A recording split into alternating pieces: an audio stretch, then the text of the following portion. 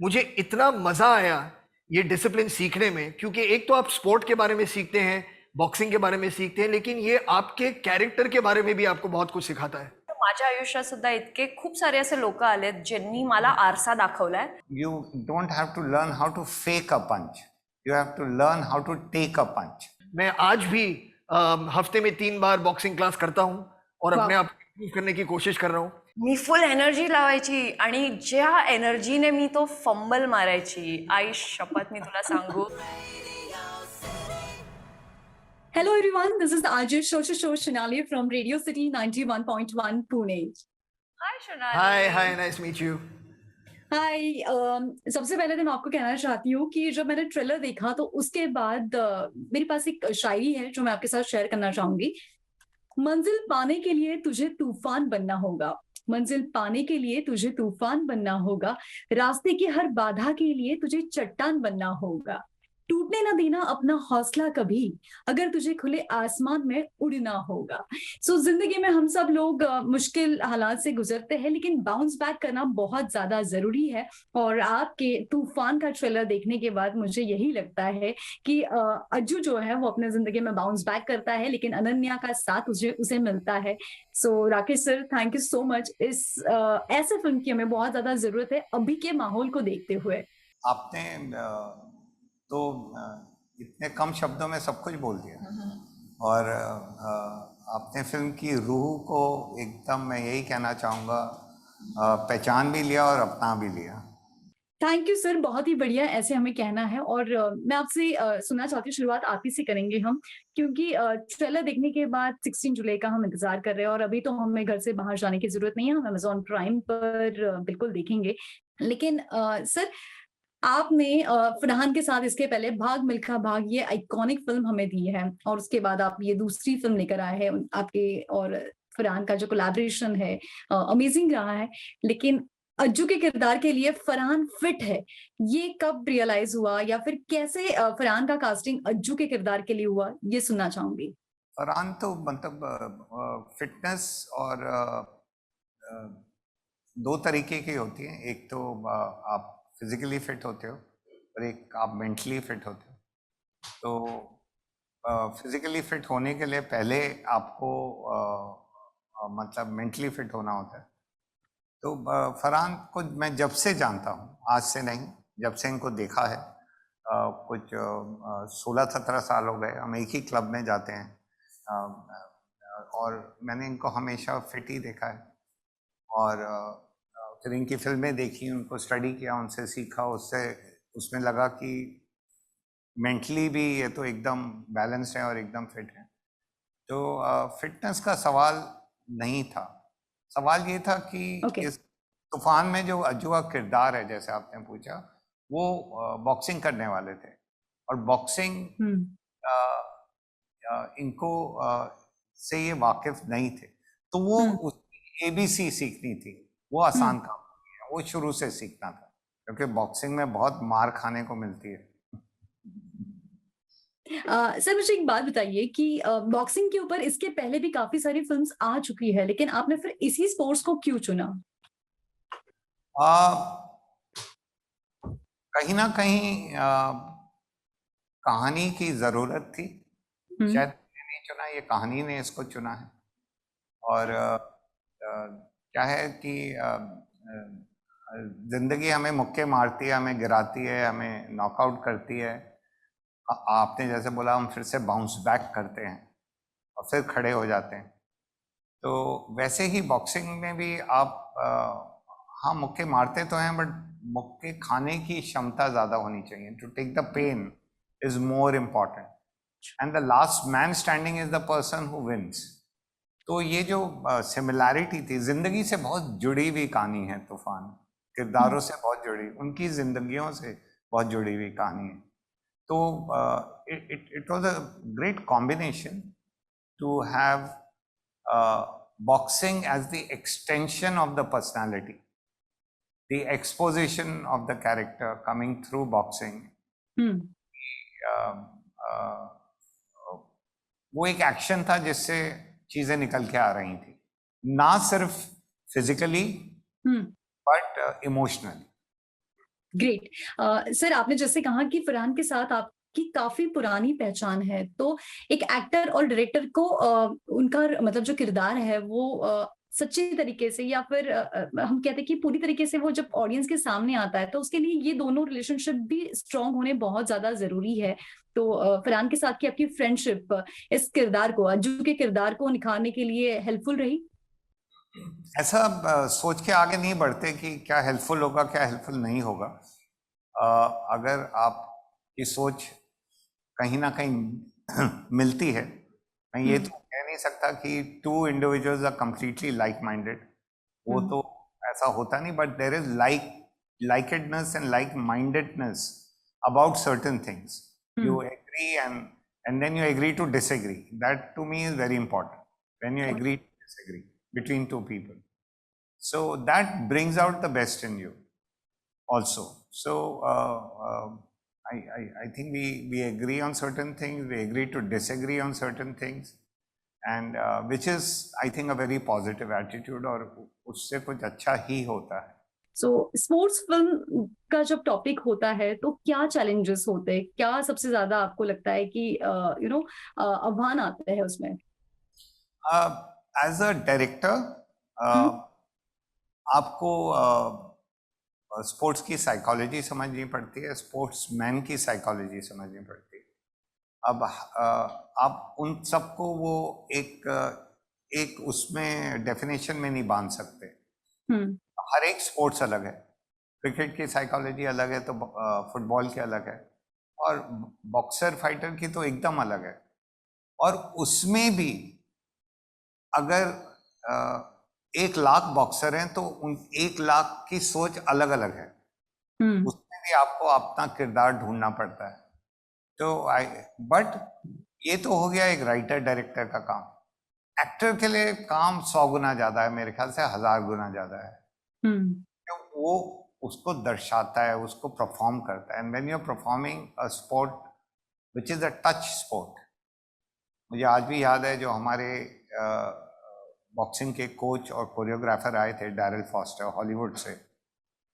तो उनकी जो पहली क्लास थी फरहान के साथ, और मैं रिंग के बाहर था, तो उन्होंने बोला था, Farhan you don't have to learn how to fake a punch, you have to learn how to take a punch.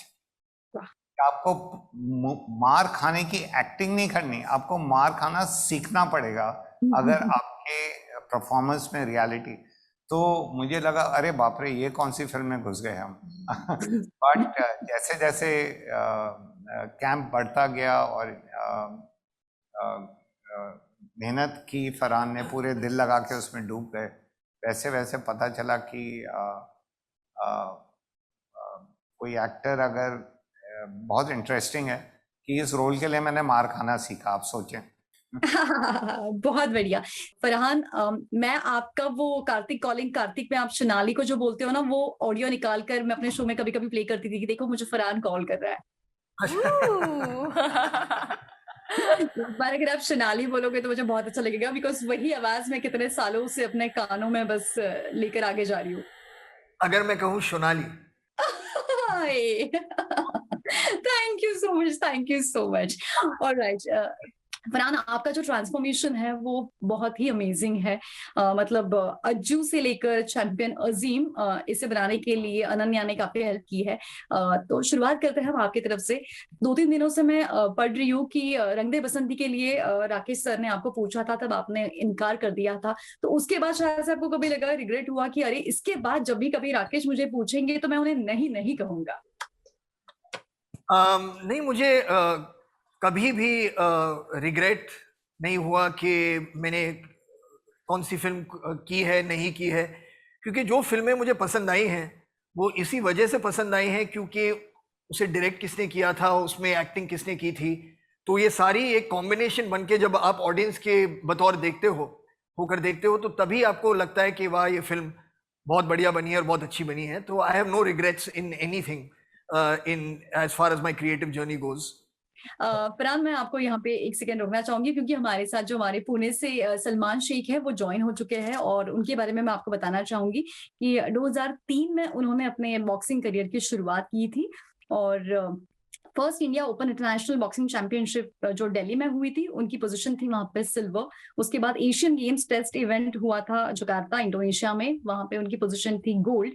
और उसके बाद वर्ल्ड सीरीज ऑफ बॉक्सिंग में जो चाइना में हुई थी, वहां पे उन्होंने जीत लिया था। एंड इस वक्त वो हमारे साथ है। इसके अलावा भी उन्होंने काफी सारे अलग अलग कंपटीशन में हिस्सा लिया है और हमारे देश का नाम रोशन किया है। सलमान, बहुत अच्छा लग रहा है कि आप भी इस वक्त हमारे साथ जुड़ चुके हो। Yes ma'am. फरहान जी, मैं आपसे जानना चाहूंगी कि अज्जू से चैंपियन अजीम का जो ट्रांसफॉर्मेशन जर्नी थी, इसके लिए फरहान ने कैसे है मतलब खुद में चेंजेस लाया। जैसे अभी राकेश सर ने कुछ बातें बताई है कि आपको बहुत ज्यादा मेहनत करनी पड़ी थी, आपने इसके पहले बॉक्सिंग नहीं किया था, इस स्पोर्ट के साथ आप जुड़ गए थे, सो वो सुनना चाहेंगे हम। पहले तो मैं आपको थोड़ा बहुत करेक्ट कर लूं, जो कैरेक्टर का नाम है वो अज्जू भाई है, लेकिन उसके बाद जब वो उसकी ज़िंदगी में बदलाव आता है, जो उसका असली नाम है वो है अजीज़ अली। तो हाँ, नो प्रॉब्लम। तो वो एक काफ़ी मतलब एक एक्साइटिंग जर्नी थी, एक चैलेंजिंग जर्नी थी। यहाँ हमारे साथ ये सलमान भाई जुड़े हुए हैं, उनको तो ज़्यादा पता होगा कि बॉक्सिंग में कितनी मेहनत लगती है। जिस लेवल पर उन्होंने परफॉर्म किया है, हम सबको मतलब इतना गर्व है उनके अचीवमेंट्स पे। ये हासिल करने के लिए जो भी, क्योंकि जब मैं इस फिल्म में बॉक्सर का रोल कर रहा हूँ, तो दरअसल एक तरफ से अगर आप एक नज़रिए से अगर आप देखेंगे, तो मैं ऐसे बॉक्सर्स को रिप्रेजेंट कर रहा हूँ इस फिल्म में। तो एक तो है जो ऑडियंस है जिन्हें बॉक्सिंग के बारे में ज़्यादा नहीं पता, वो देखेंगे, उन्हें लगेगा अच्छी फाइट है, ये सब हो रहा है, वो एक बात है। लेकिन जब बॉक्सिंग कम्युनिटी इस फिल्म को देखेगी तो उन्हें कैसा लगेगा, क्या और मैं चाहता था कि जब वो फिल्म देखे तो उन्हें लगे कि यार हमें अच्छी तरह से रिप्रेजेंट किया गया है। हमारे जो स्ट्रगल्स हैं, जितनी मेहनत हम डालते हैं किसी स्पोर्ट में, जो लगन चाहिए, जो डेडिकेशन चाहिए, जो फोकस चाहिए, वो सब दिखना बहुत बहुत ज़रूरी है। तो उसके लिए जितनी भी तैयारी करनी पड़ी, जितनी भी मेहनत करनी पड़ी, वो मैंने की। 8 महीने तक, शूटिंग के पहले 8 महीने से ट्रेनिंग मेरी शुरू हुई। रोज़ 5 घंटे ट्रेनिंग होती थी, हफ्ते में 6 दिन की ट्रेनिंग होती थी। और जो जैसे राकेश ने कहा, बॉक्सिंग के क ख घ से शुरू किया हमने, और जो अब आप फिल्में देखेंगी वहाँ तक हम पहुँचे हैं। लेकिन मुझे इतना मज़ा आया ये डिसिप्लिन सीखने में, क्योंकि एक तो आप स्पोर्ट के बारे में सीखते हैं, बॉक्सिंग के बारे में सीखते हैं, लेकिन ये आपके कैरेक्टर के बारे में भी आपको बहुत कुछ सिखाता है। आप अपने आप के बारे में भी बहुत सीखते हैं। तो मैं अब भी, शूटिंग तो ख़त्म हो गई है, पिक्चर रिलीज़ होने को है, लेकिन मैंने बॉक्सिंग छोड़ी नहीं अब तक। मैं आज भी हफ्ते में 3 बार बॉक्सिंग क्लास करता हूँ और अपने आप को इम्प्रूव करने की कोशिश कर रहा हूँ। इसी और मुझे बहुत अपने आप को खुशकिस्मत समझता हूँ कि इस फिल्म के ज़रिए मुझे बॉक्सिंग की दुनिया में और बॉक्सिंग की मेंटालिटी में और डिसिप्लिन में एक एंट्री मिली है। तो I am very very thankful for that. Farhan, आपसे सलमान भी कुछ सवाल पूछना चाहते हैं। सलमान, एक्चुअली सर मुझे यही जानना था कि आपने मिल्खा भाग में जो आपने ट्रेनिंग किया था, और उसके अलावा जब आपने तूफान मूवी की ट्रेनिंग, इन दोनों में डिफरेंस क्या लगा सर जी? बहुत डिफरेंस है। आपको तो पता है, मतलब डिसिप्लिन जो है बहुत ही अलग है। मैं स्कूल में ट्रैक एंड फील्ड में हिस्सा लेता था, compete करता था। तो जो एक फोकस चाहिए या जो ट्रेनिंग चाहिए रनिंग के लिए, वो नॉलेज थी मेरे पास। ऑफ कोर्स, क्योंकि मिल्खा जी की पर्सनैलिटी को हम डिपिक्ट कर रहे थे, उनका जो एक मेहनत का अंदाज़ था या उनका जो एक रनिंग का स्टाइल था, वो दिखाना बहुत ज़रूरी था। तो उसके लिए बहुत ज़्यादा मेहनत की। लेकिन ऐसा नहीं है कि मुझे रनिंग के बारे में नहीं पता था या कम्पिटिटिव रनिंग के बारे में नहीं पता था। इस फिल्म में मुझे बॉक्सिंग के बारे में कुछ नहीं पता था। मैं मतलब बॉक्सिंग का फ़ैन रह चुका हूँ, मैंने बहुत बाउट्स देखे हैं, मोहम्मद अली से लेके माइक टाइसन तक, मैनी पैक्याओ, ट्रिपल जी, अभी ये जो टाइसन फ्यूरी हैं, एंथनी जोशुआ हैं। तो स्पोर्ट को मैंने बहुत फॉलो किया है, फिल्में भी देखी हैं बॉक्सिंग के बारे में। लेकिन एक फ़ैन होना, टीवी पे देखना एक बात होती है, और परफॉर्म करना और उसे एक्चुअली वो लाइफस्टाइल को अडॉप्ट करना एक अलग बात होती है। तो मुश्किल काम है, लेकिन फिर भी जैसे मैंने अपने पहले जवाब में कहा, ये बहुत ज़रूरी था कि जब आप इस फिल्म को देखें तो आपको लगे कि यार ये सही दिखाया गया है कि बॉक्सिंग दुनिया में ऐसे ही होता है और ट्रेनिंग ऐसी ही होती है और इसी तरह की फोकस चाहिए बॉक्सर बनने में। तो Yes. ऐसा ही कुछ था। फरहान, मैं आपसे जानना चाहूंगी कि आपकी लाइफ में कौन ऐसा एक इंसान है जो आपको पुश करता है? इस फिल्म में तो अनन्या आपको पुश करती है, आपको सपोर्ट देती है, लेकिन आपकी लाइफ में कौन है जो आपको कोई भी सिचुएशन क्यों ना हो लेकिन आगे जाने के लिए हमेशा मोटिवेट करते हैं? मैं किसी एक इंसान का नाम नहीं ले सकता क्योंकि बहुत सारे ऐसे लोग हैं जिन्होंने मुझे अलग अलग वक्त में सहारा दिया है या फिर एक सही दिशा में पॉइंट किया है। लेकिन जो भी, और ये दरअसल बॉक्सिंग की जो जर्नी है मैं उससे इस वजह से भी रिलेट कर सकता हूँ क्योंकि बॉक्सिंग जब बॉक्सर रिंग में एंटर होता है या होती है तो तभी वो बहुत ही एक लोनली सा स्पोर्ट है क्योंकि सिर्फ आप हैं और आपके ख्याल हैं और आपकी सोच है और किस तरह से आप इसको अपने अपोनेंट को बीट कर सकेंगे, ये सब आप सोचते हैं। लेकिन उसके अलावा आपके साथ जुड़े हुए इतने सारे लोगों के अरमान हैं, जो लोगों की विजन है, जो आपके टीम है जिन्होंने आपके साथ मेहनत की थी उस मुकाम तक लाने पर, जब तक आपने पहला कदम रिंग के अंदर रखा। तो ऐसे बहुत सारे लोग हैं मेरी लाइफ में जिन्होंने मुझे मोटिवेट किया है, इंस्पायर किया है। मैं मतलब सभी के नाम तो नहीं ले सकता लेकिन बहुत सारे ऐसे लोग हैं और मैं कहूँगा ज्यादा औरतें ज्यादा हैं और मर्द कम हैं, ये मैं कह सकता हूँ कि हाँ, मेरी जिंदगी में फीमेल शक्ति जो है वो बहुत स्ट्रांग रही है जब से मैं छोटा था और आज तक भी वैसा ही है। आपकी क्रिएटिव वर्क को लेकर क्या फिलॉसफी है? क्या आपको इन्फ्लुएंस करता है? बस एक ही चीज के खुद को इम्प्रूव करते रहें। हमेशा ये कभी ना सोचें कि अब सब कुछ आ गया है, हमें अब सब कुछ पता है। The minute that happens your career in anything is over. हमेशा स्टूडेंट रहिए, हमेशा अपने दिल और दिमाग को खुला रखिए कि मतलब और एक्सपीरियंसेस होने वाली है और सीखने को मिलेगा और अपने आप को किस तरह से आप हमेशा इम्प्रूव कर सकते हैं, वक्त के साथ चल सकते हैं, ये सारी चीजें बहुत बहुत जरूरी है। तो मैं कोशिश करता हूँ जहां तक हो सके कि अपने आप को हमेशा जमीन से जुड़ा रखूं और अपने दिल और दिमाग को हमेशा पूरी तरह से खुला रखूं। थँक यू सो मच हे सब कुछ शेअर करण्याके मृणाल. सगळ्यात आधी खूप खूप अभिनंदन. खूप मस्त वाटतंय आणि आम्हाला खूप छान वाटलं. ट्रेलरमध्ये काही मराठी डायलॉग्स म्हणजे वर्ड्स आहेत, त्यामुळे फिल्ममध्ये थोडंफार तरी तू मराठी बोललं असणार. आणि फरहानसोबत काम करण्याच्या अनुभवाबद्दल आणि अनन्या हे कॅरेक्टर असं आहे की जे खूप पॉझिटिव्ह आहे, जे सपोर्ट करणारं आहे आणि आपल्या आयुष्यामध्ये अशी एक व्यक्ती असते ग जी आपल्या सतत पुश करत असते आणि असं हे कॅरेक्टर तू करतीये. सो या अनन्याबद्दल जाणून घ्यायला आवडेल की ती किती सिमिलर आहे मृणाल बरोबर. हो. तर सगळ्यात पहिले शोनाली, खूप बरं वाटतंय तुला असं. पहिले मी तुला खूप वर्षांपूर्वी भेटलेली मला आजही आठवतं, कारण माझा पहिला अनुभव होता एका रेडिओ म्हणजे स्टुडिओमध्ये आणि माझी जाम फाटलेली. मला काही कळतच नव्हतं की मी कसं बोलावं, काय बोलावं. पण बरं वाटलं तुला भेटून आणि थँक्यू तुझ्या प्रश्नासाठी.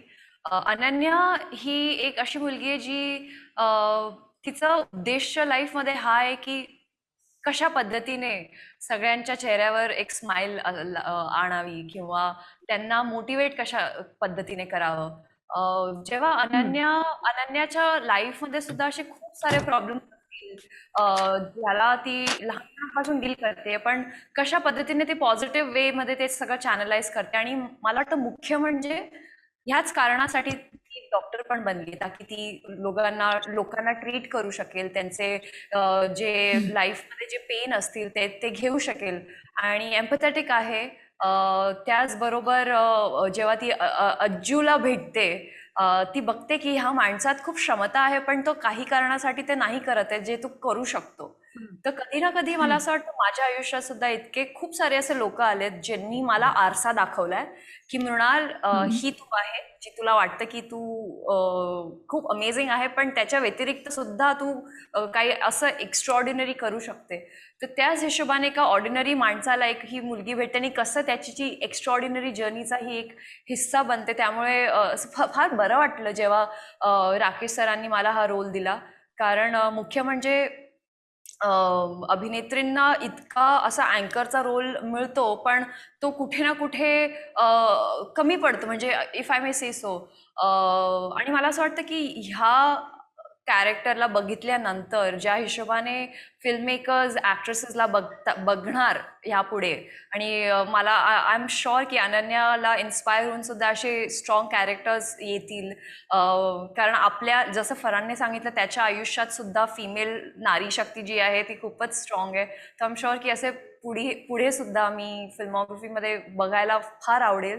आणि तुझ्या आयुष्यात सुद्धा किंवा माझ्या आयुष्यातली जी अनन्याबद्दल बोलूया आता, तुला माहिती आहे की सोसायटीने आपल्याला खूप प्रयत्न करते की कसं ते तुम्हाला खाली खेचतील आणि तुम्ही तुमच्या घुटण्यांवर म्हणजे पडतील, गुडघ्यांवर, आणि कसं तुम्ही यू लूज होप. म्हणजे खूप असे लोक भेटलेत मला. तर Correct. सगळ्यात पहिले त्यांना एक मनपूर्व मी खूप आभारी आहे, कारण त्यांच्यामुळेच मी आज इतकी प्रगती केली आयुष्यात आणि पुढे आली.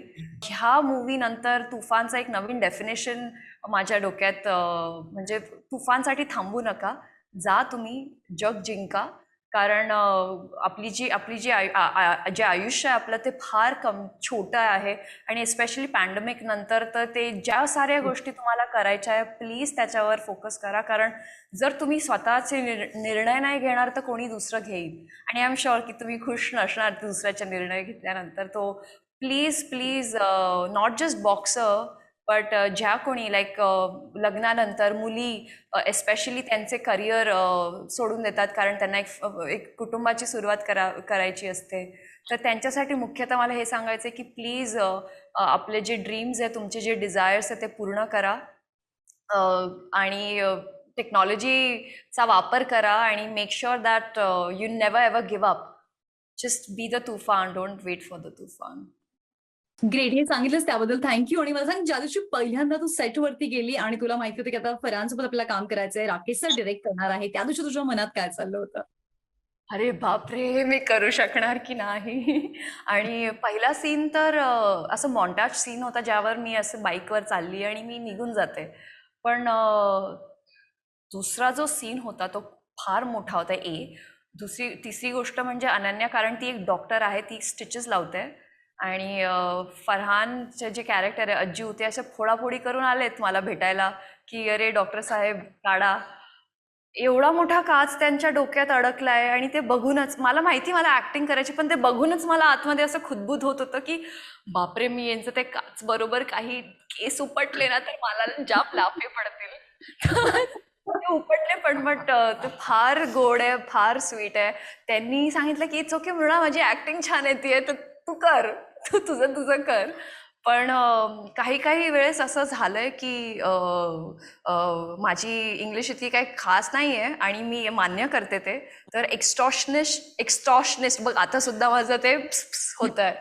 आणि मला एक गो मध्ये बोलायचं होतं की गेट आउट यू एक्स्टॉशनिस्ट, आणि सगळं. तर माझं रोल कॅमेरा सर म्हणायचे ऍक्शन, मी फुल एनर्जी लावायची, आणि ज्या एनर्जीने मी तो फंबल मारायची, आई शपथ मी तुला सांगू. मी रिलेट करू शकते. हो, आणि फरहान म्हणायचे यू मीन एक्स्टॉशनिस्ट, आणि वाज लाईक तेच, नेमकं तेच. पण फिल्ममध्ये यांना फंबल मारायचा होता, पण रिअल लाईफमध्ये मी फंबल मारत होते. पण खूप हसण्यात घेतला, आणि मजा आली तो सीन शूट करताना. आणि तो पहिलाच असा आईस ब्रेकिंग सीन होता, त्यामुळे मला फार मजा. आणि मेन म्हणजे आमचे जे सिनेमॅटोग्राफर आहे जय ओझा, ते आम्हाला असं बसायला वेळ नाही देत. त्यांचा वाईट झाला की क्लोज रेडी, कधी मनात मला असं वाटायचं की चल माझ्याकडे 15 मिनिटं आहे की मी त्या एक्स्टॉशनिस्टला असं त्या शब्दाला असं रट्टा मारू नये. नाही, ते म्हणायचे की नाही तू रेडी असता म्हणणार, तर म्हणजे आपण मूडमध्ये राहायचो. तर तेच मी ह्या फिल्म थ्रू शिकली आहे की नॉट जस्ट डिरेक्टर, पण माझे जे बाकीचे स्टाफ असायचे ते नेहमी मला एकटं सोडायचे, कारण मी फोकस्ड राहू. आणि दुसरी गोष्ट म्हणजे फरहानकडून मी हे शिकली आहे की ते ना असे एका कोपऱ्यात त्यांची खुर्ची अशी टाकून असे गाणे ऐकत बसायचे. आणि मी पाहिलं ते, आणि मी म्हटलं की मी कधी कॉन्व्हर्सेशन नाही केलं त्यांच्याबरोबर त्याबद्दल, पण मी स्वतः ट्राय केलं, आणि मी एक गाणं शोधलं जे अनन्यासाठी, म्हणजे अनन्याचे खूप क्लोज आहे ते मेवरिक साब्रचं हर ग्रेस म्हणून एक गाणं आहे. आणि जेव्हा पण मी ते गाणं ऐकलं मला असं वाटायचं की अरे ही तर अनन्या, म्हणजे आतली अनन्या जी आहे ती जागी व्हायची. तर म्युझिक हे आपल्या एक खूप मोठं काय म्हणतात, अरिजित सिंग फॉर एक्झाम्पल, माझं ब्रेकअप नव्हतं झालं तरी त्यांचे जे सॅड ब्रेकअप सॉंग्स होते मी रडायचे आणि I was like that's the impact music it has on you. So ते मी फरहानकडून शिकली. आणि राकेश सर बाहेरून दिसतात एकदम असे शांत, पण त्यांच्या आत जे जे एक स्टॉर्म असायचा आणि ते कामा थ्रू जे ते मी पाहिलं, मला बघायला मिळालं. डॉक्टर मोहन अगासे पण आहे, इतकं काही शिकवलं या फिल्मच्या सेटवर. नाटकाबद्दल ते सांगायचे, त्यांच्या प्रयोगबद्दल ते मला सांगायचे. एक नाटक आहे Ananya also which is very popular, famous. त्याच्याबद्दल त्यांनी मला सांगितलं. तर खूप खूप काही शिकायला मिळालं. आणि मराठी कलाकार ला एक मराठी कॅरेक्टर प्ले करणं म्हणजे इतकं बरं वाटलं की लाईन जेव्हा मला असं वाटायचं की मी विसरते तेवढ्यात मराठी वाक्य यायचं की यांना बाहेर काढा, तर कधी मला वाटलंच नाही की मी विसरली. I would just cover it up. फार मजा. Thank you so much, and wish you all the very best. Bye Bye bye bye. Guys.